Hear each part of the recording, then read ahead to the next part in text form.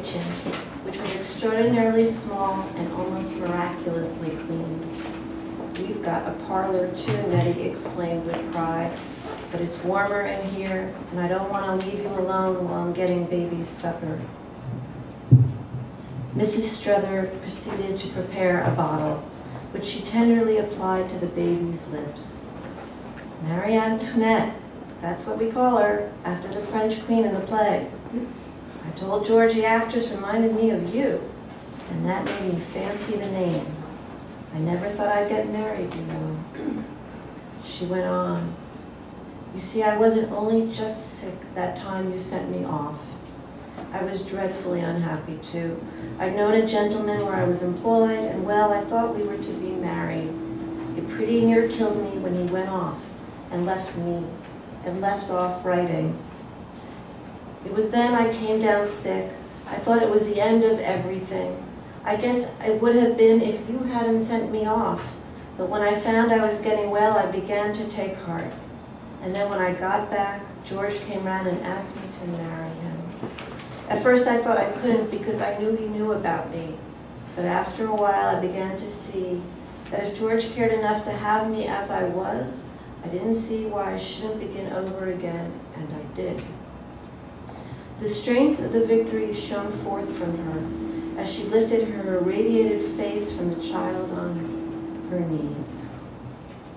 "But Mercy, I didn't mean to go on about myself, only it's so lovely having you here and letting you see just how you've helped me. I only wish I could help you. But I suppose there's nothing on earth I could do," she murmured wistfully. Lily, instead of answering, rose with a smile and held out her arms, and the mother, understanding, laid her child in them. Lily felt the soft weight sink trustfully against her breast. The child's confidence thrilled her with a sense of warmth and returning life. At first, the burden in her arms seemed as light as a pink cloud, but as she continued to hold it, the weight increased, sinking deeper and penetrating her with a strange sense of weakness, and so the child entered into her and became a part of herself. She saw Nettie's eyes resting on her with tenderness and exultation. Wouldn't it be too lovely for anything if she could grow up to be just like you? Lily clasped the child close for a moment and laid her back in her mother's arms. "Oh, she must not do that. I should be afraid to come and see her too often," she said with a smile. And then, resisting Mrs. Struther's offer of companionship and reiterating the promise that she would come back soon, she went alone down the tenement stairs.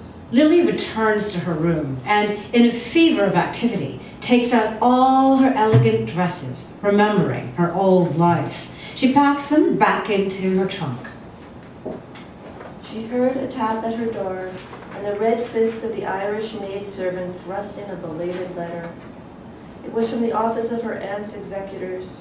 She opened the envelope, and a check fluttered to the floor.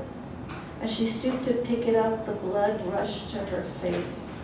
The check represented Mrs. Peniston's legacy, and the letter explained that the executors had decided to anticipate the date fixed for the payment. Lily sat down beside the desk and spread out the check, read over and over the $10,000 written across it in a steely business hand. 10 months earlier, the amount it stood for had represented the depths of penury, but her standard of values had changed in the interval, and visions of wealth lurked in every flourish of the pen. She opened her checkbook, and a careful examination of it and of the unpaid bills showed that, when the latter had been settled, she would barely have enough to live on for the next 3 months. And even after that, without earning any additional money, all incidental expenses must be reduced to the vanishing point. She hid her eyes with a shudder, but it was no longer from the vision of material poverty that she turned with the greatest shrinking. She had a sense of deeper impoverishment, of an inner destitution compared to which outward conditions dwindled into insignificance. It was indeed miserable to be poor, but there was something more miserable still. It was the clutch of solitude at her heart, the sense of being swept like a stray, uprooted growth down the heedless current of the years.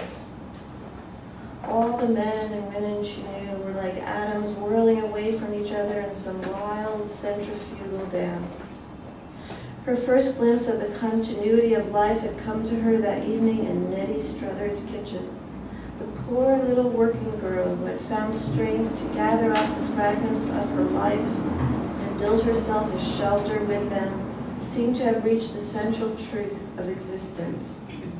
It was a meager enough life, but had the frail, audacious permanence of a bird's nest on the edge of a cliff, a mere wisp of leaves and straw, yet so put together that the lives entrusted to it may hang safely over the abyss.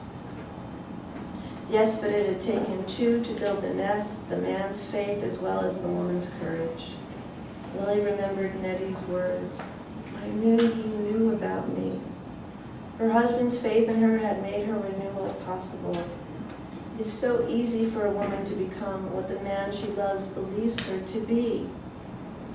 Well, Selden had twice been ready to stake his faith on Lily Bart, but the third trial had been too severe. Selden had given her his best, but he was as incapable as herself of an uncritical return to former states of feeling. There remained to her the uplifting memory of his faith in her, but she had not reached the age when a woman can live on her memories. As she held Nettie Struther's child in her arms, the frozen currents of youth had loosed themselves and run warm in her veins. The old life hunger possessed her, and all her being clamored for its share of personal happiness. Yes, it was happiness she still wanted, and the glimpse she had caught of it made everything else of no account. One by one, she detached herself from the baser possibilities, and she saw that nothing now remained to her but the emptiness of renunciation.